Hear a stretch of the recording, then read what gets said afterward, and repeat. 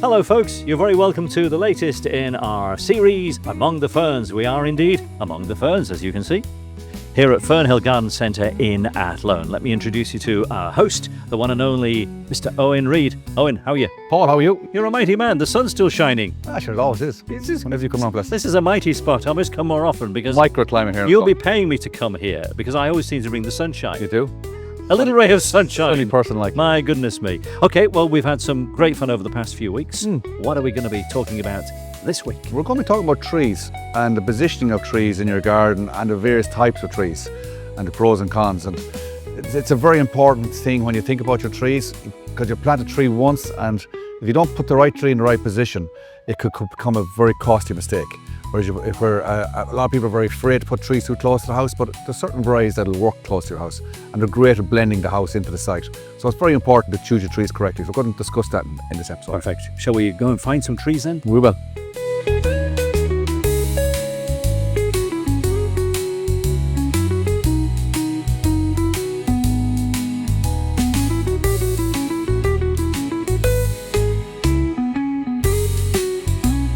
Well, you might say we're branching out on this episode. Owen, you see what I did there? I always look for your one-liners. Yeah, what? It's a good job I'm not a comedian. So, yeah, we're here among the trees. Let's go back to basics. Why are trees so important in a garden? Trees are so important in the garden because they really give the garden a height and shape and privacy and shelter. Trees do so much in your garden. They're amazing, and there's such a variety of trees available for different solutions in your garden. And there's trees for fruit, there's trees for colour, there's trees for flowers. Hedging, there's such a wild variety of trees. So selecting your trees, and this is why whenever anybody's coming into the garden, or particularly buying trees, we'd always ask them the question, where are you putting that tree? What's the purpose of the tree? Because if you plant a tree in the wrong place, it looks fine for a couple of years, but in 10 or 15 years' time, it becomes a serious problem if it's the wrong tree in the wrong position. So that's why I'd always try, and I think an episode on positioning of trees is so important. Yeah.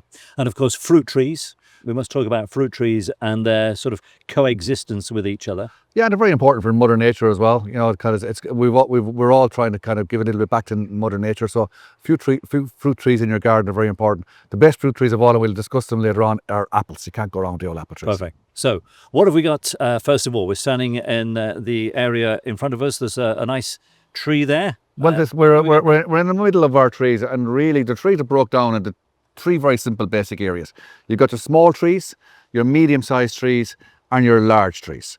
And small trees will be anything that I would classify as anything under 20 foot. Now, 20 foot sounds like a lot, but it's not really when it comes to tree terms. A medium-sized tree will be something from 20 foot up to about 30, 40 foot. And a large tree then will be anything above that, maybe up to 100 foot. Jeepers, why would you need a 100-foot tree in your garden? Well, if you've got a very large garden, or if you've got a very large farm, you'll be planting trees. So there's trees for every part of a site. Most trees planted in people's gardens are small trees. The odd medium tree. So we'll start off with small trees. Small trees are trees that you would position up close to your house, close to your back door, close to your front door, close to even in around your house, in around by the foundations of your house. These are all trees that are never going to get much bigger than 10 to 20 foot. Some of them will grow very, very slender. Some will go quite broad. A few trees to mention for small trees will be the likes of the crab apples. There's a huge variety of crab apples, and they just give you fantastic colour in the spring with a beautiful flower. Some of them have got lovely different coloured foliages on them, and then they all produce fruit coming into the autumn. So crab apples are a brilliant tree up close to your house. Some of the cherry trees are regarded as small trees. The Amagawa, which is the logpole cherry, we'll show a few in a while. Yeah. They are brilliant for in amongst close to house as well. They just grow kind of almost straight up into the air. So they demand no space. So they're brilliant in around a patio area, close to your front door. Other small trees will be, some of the birch trees would be considered medium to small, but in an area close to the house, they're very, very good because they don't block too much light. The shape of the leaf allows the light to diffuse through it. So they're the types of trees that would be considered small trees for in close to your house. There's a few varieties of Cotoneaster pendulous, which are excellent for close to in around the house as well. Yeah. So what about the little conifers? Little conifers are excellent, but ideally they're another program. Conifers are a different program altogether. Trees are really regarded as deciduous trees that lose their leaves, give you different aspects of colour throughout the years. We might just pop in and show you a couple of the smaller trees. Okay, lead on, Macduff. Beautiful stuff, Owen. I'm just having a quick look here. These look like little apples. These are crab apples, and there's a huge variety of them. This is one called Gorgeous, and you can literally see all of the fruits that are on that at the moment. They're all going to go pure red in a few weeks' time. Eating apples? No, these are ornamental crab apples. You can make jelly out of them, but I wouldn't eat them. To be quite bitter, so they would. But these are a beautiful little small tree. Never going to get much bigger than 15-20 foot. And ideal for close to your house. This is the one I mentioned earlier on. This is one called Prunus amagawa, or the log pole or the flagpole cherry tree. So that is going to grow quite tall. It can grow up to 15-20 foot. Wow. But it's not going to, already a decent size there. But it's not going to grow any wider than that. So you can imagine that outside of your front door, close to your front door, back door. It's not going to overtake, but it's a great tree for blending. And this is very important with certain trees, blending your house into the site.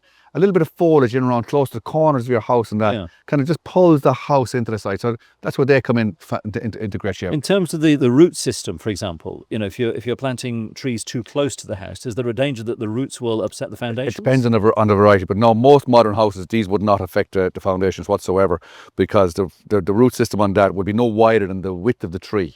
So this particular tree will be about 2 meters wide. Right. That's the width of the tree. So you're planting that maybe about 5 meters out from your house. Not an issue.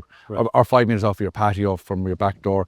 It's the likes of the crab apple. You might push this and that a bit further up, maybe 5-10 meters out from your house. Yeah. And root system, not a problem. The only trees you got to really worry about roots are the very large trees, and the ones that are particularly bad for roots are the popular trees, which are kind of frowned upon a little bit nowadays. We don't really plant too many popular trees because they have serious root issues. Yeah. And they're not very popular anymore. Not very popular anymore. Very good. Very good. Now we're going to bounce over to some of our medium-sized trees, and we'll show you what they are. Perfect. So, Owen, we're standing next to a beautiful tree. My untrained eye would suggest that it's some kind of a maple. Absolutely right. Make a gardener, you yet?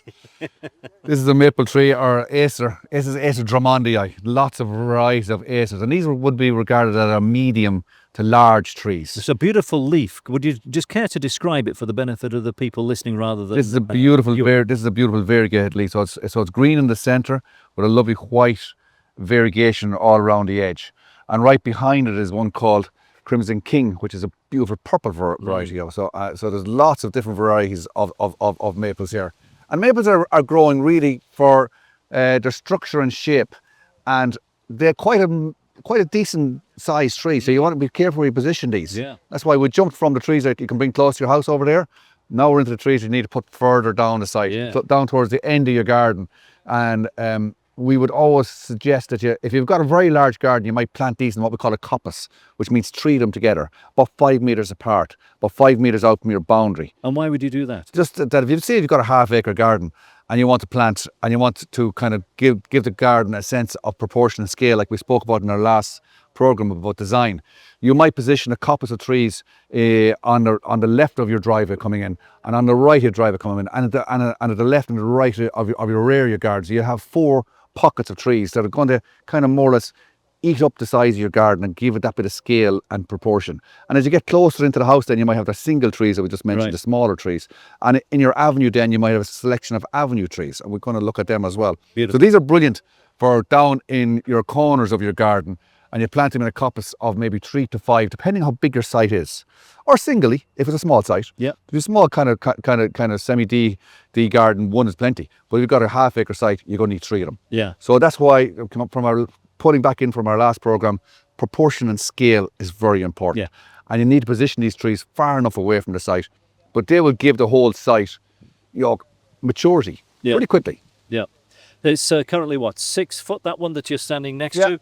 Yeah. What's the typical height for this? They will get up to about 30 to 40 foot. Wow. Yeah, no problem at all. Jeepers. Reasonably quickly. 10 years time, you'll be looking at a decent sized tree. Yeah, and that would have a very deep root system then. Yeah, reasonable sized root system. The whole secret with planting trees is to plant them in a coppice, plant them in good ground, and plant them with the stake on the windward side.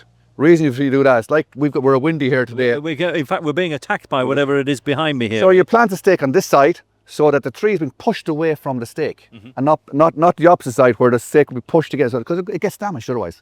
And a stake should only really last for a tree for maybe 3 or 4 years. Yeah. That stage, its own root system is taken over and it's able to control it. So it's important the tree does move around in the wind a little bit, Yeah. because it helps us to sturdy it up. You don't want it spoiled. If you overstake them, they won't move, and then when the stake rots, they're not able for the wind and fall over. And do you have to reduce the tightness of the stake as the tree Yes, grows you older? usually get a kind of a tie that is in the shape of a number 8. So it's what we call a tree tie, and one part goes onto the stake, the other part goes on the tie, and there's a bit in between that keeps them separate. Yeah. And as time goes on, then you adjust your ties. So after stormy weather, that you'd always go up and check your ties, make sure that they're good and tight. So you're not strangling them. Exactly. Well, that's perfect. So we're looking at maples. What else can we look at? We're going to go look at some avenue trees now. Well, it's a windy day today at Fernhill, Owen. I'm being attacked by something that looks like an ash. It is, yeah. That's mountain ash. Beautiful. And this is an amazing tree for your avenue. So these are what we call avenue trees. They're a very slender, a tall growing tree, and they work really well in your avenue, because when you're coming in around your avenue, you don't want a big wide tree like we looked at the maples there a few moments ago. A maple tree would be useless on an avenue, because it's going to come over the avenue, and your trucks and delivery trains are all going to be hitting off it. So you want a tree that's going to kind of stay quite tight and stay out of the driveway's way, but yet give you that lovely entrance into your house. So mountain ash, and there's lots of varieties of them. This is one called Commixta. There's Vilmariniana, there's Joseph Rock, there's about 10 different varieties of mountain ash. And they are a brilliant tree because they flower in spring, they have berries in autumn, and have an amazing autumn colour as well. And they're as hard as old boots. So they're probably one of the most popular trees in people's gardens. That, and another good tree for your avenue would be your birch. The Betcha Jackmontii is another excellent tree, because again, it stays quite tidy. So this ash wouldn't suffer from the ash dieback? No, different variety actually altogether. Right. This is a Sorbus.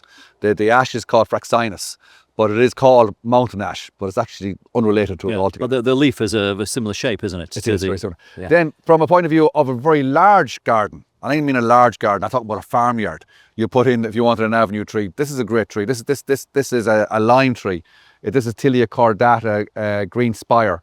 And these make a beautiful, the real old estate type of tree that you come in and you've got these massive big trees, but this particular variety again grows in a shape that it would be suitable for a nice avenue. So going from one extreme of a farmyard kind of avenue to an average house avenue of trees. Yeah, and the leaves are indeed lime green. Lime green, yeah. Oh, and then presumably it doesn't grow limes. While we're in this particular spot here, we spoke about the medium-sized trees, which would be your maples and your cherry blossoms. Now, right beside us, we've got a couple of very large trees. So for a very large site, you've got the likes of the Juglans regulus, this is the walnut. You've got the horse chestnut. You've got the oaks. You've got you've got the beech. These are all very large trees. Yes. But you've got to be very careful with these in your average site. These are only for very, very large gardens. Oh, we have a chestnut. It's gone mad. Yes, they get very big. About 40 foot. They get very, very big. Yeah, they get very big. So you got to be careful with your trees, and that's bring it back to the trees. You can go from a tree that's going to be a nice, slender, tiny little tree, the likes of a crabapple, up to the likes of your horse chestnut. And if you don't position those trees in the correct position, you can get yourself into trouble. So that's why I always ask, when you're coming into a garden centre to buy some trees, bring in a rough design of your garden, very rough, on a bit of A4 paper, where the house is positioned, where the drive is positioned, and then say, listen, I want to plant a few trees, and listen to the advice. Do a screenshot of Google Earth. That's even better again. Well done. That's it's a good job I was here to tell you that. AI. Here we go. Just bring information into us on your phone. The phones are great because you can take a video of your garden and then go away with the information that you got. Research it a little bit, make sure that you're happy with it. But double think about where you put trees in your garden, because they will get big if you put the wrong tree in the wrong place. Yeah. Now, they're very important for your garden, because what it does is it brings your whole site and house into it. Just gives that whole warm texture. It creates the boundaries, and it just gives the whole site, blends it into its surroundings. When you are choosing trees as well, if you're in a housing area and you've got neighbours next door and that, be sympathetic to what's going on in your area. So if people are planting cherry trees in your area, plant a cherry tree. Yeah. Kind of work with what's working in your area. So it is kind of look around and see what's happening in your neighbourhood. And if people are planting mountain ash or cherry trees or whatever else, plant one. Yeah, and of course be sympathetic to your neighbours as well. If you've got an adjoining property, you want to make sure that the tree is not going to be more in their garden than it is in yours. Absolutely. It is. It's very, very important. Yeah. In terms of quality of ground, what we've talked about positioning in terms of the trees themselves. What about the actual the soil? And presumably, obviously, there are trees that would fare better in certain types.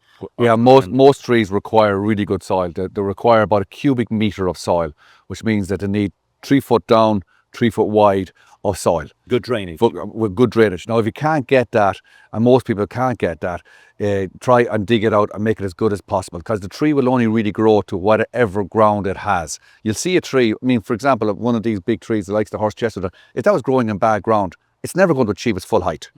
Because it hasn't got the ground for it to grow in. And eventually what will happen is over 20, 30 years time, it'll probably run out of ground. This is what happens a lot. People see trees dying in people's gardens. You get a very severe drought for 3 or 4 weeks, and a tree is at its max and it's reached all its potential. It could fail because it just ran out of ground and there's no moisture content there to keep it going. The next thing it dies and dies slowly. This is one of the most common questions we get asked, isn't it, about trees? You know, a line of trees, the one of the trees is growing like the clappers, and then the one next to it 6 foot away, it's not doing anything. And it's all down to what's underneath it. If the ground underneath is poor, the tree will perform poorly. So it is important when you are planting your trees, put that extra bit of effort into the ground where you're planting them and give it the ground, because it'll reward you and grow and do well. So how far down typically? About 18 inches down. Right. Yeah. About 18 inches down. And if you've got 18 inches of good ground for 2 or 3 meters either side of that tree, it's going to be very happy there, so this. But if you were planting it into a hardcore area with no soil whatsoever, you got to go 3 foot down and 3 foot wide minimum for any kind of a tree. Perfect. Owen, I see more apples. Yeah, but if you can't talk about trees without mentioning the apple trees. And I think every garden should have an apple tree in it. And we're talking eating apples this time. Eating apples, cooking apples, whatever kind of apple you want. But they are the best type of fruiting tree for Irish climate. I mean, you can put your pears in, your plums aren't bad, but the ones that give you reliable fruit every year is the apples. Yeah. You just can't go wrong with the apples. We never had any success at all with the pear trees. They need a bit of a warmer climate. Ideally, they need a south-facing wall in order for them to ripen up correctly. We just don't get warm enough summers here for them to ripen correctly. But the apples this year for us, the first time in 8 years, we've actually got fruit. Yeah, apple trees. Well, it takes them a few years to get there. The trick with an apple tree is they're not that big of a tree. The ones on our right-hand side here are grown on a medium-sized rootstock, and they'll grow to about 10, 12, 14 foot. But you can keep them at a smaller size if you wish. The ones on my right-hand side here are called cornetto apples, and they're grown on a very dwarf rootstock. So they're really not going to get any bigger than 5 or 6 foot. So these trees right beside me here are probably about 7 or 8 years old. These ones on the left-hand side about 3 years old. Yeah, these are already bearing some lovely fruits. I mean, these...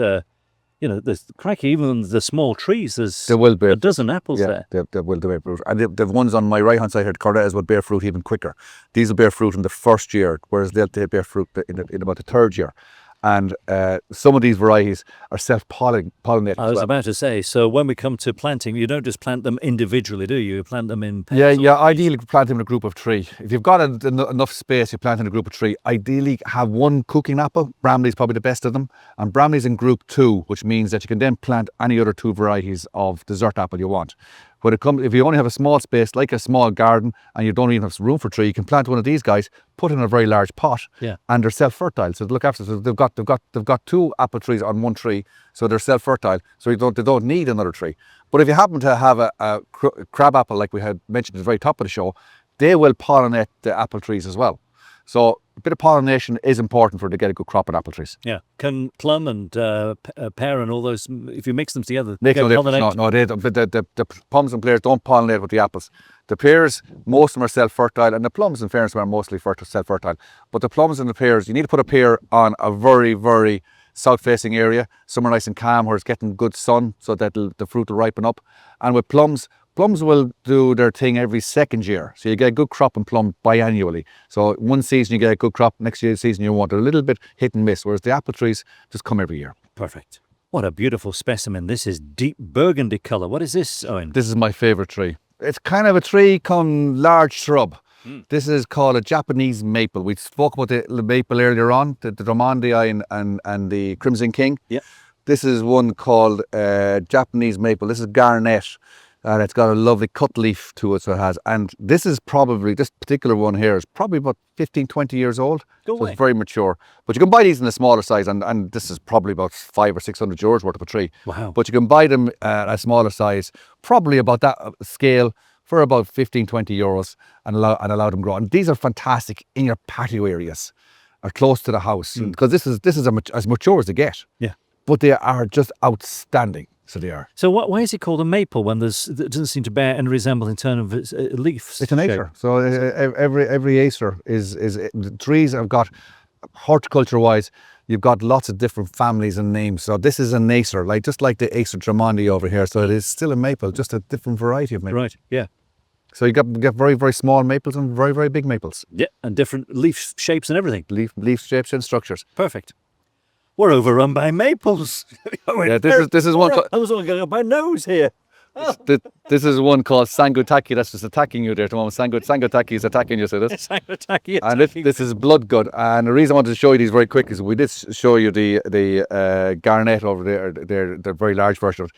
This is more like the maple. It is, yes. I'd recognise this one. And these particular varieties will grow slightly larger than the dissectum varieties over there. But again, still having that deep burgundy colour. Yeah, and it wouldn't be as big as the Crimson Kings. They'd be kind of a medium size tree, maybe about 10, 15 foot eventually. So again, be careful with your position. But the varieties of maples you can get, these are all what we call Japanese maples, hence Sangutaki. Yeah. Where would we plant these? This would be in your shrubbery.